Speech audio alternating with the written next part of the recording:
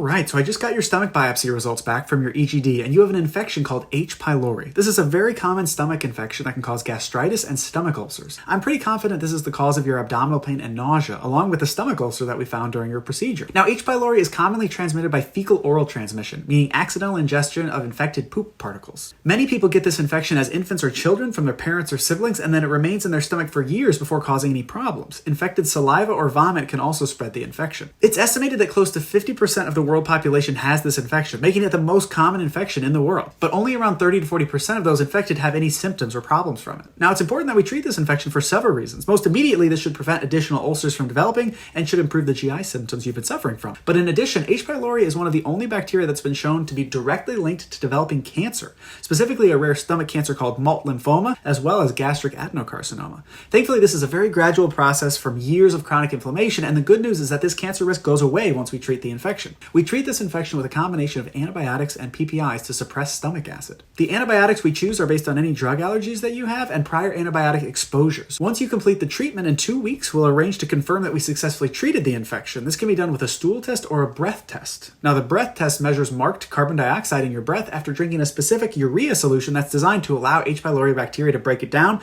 into carbon dioxide, assuming the bacteria is still in your stomach. If that's the case, we'll try a different antibiotic combination to knock out that infection. Any questions?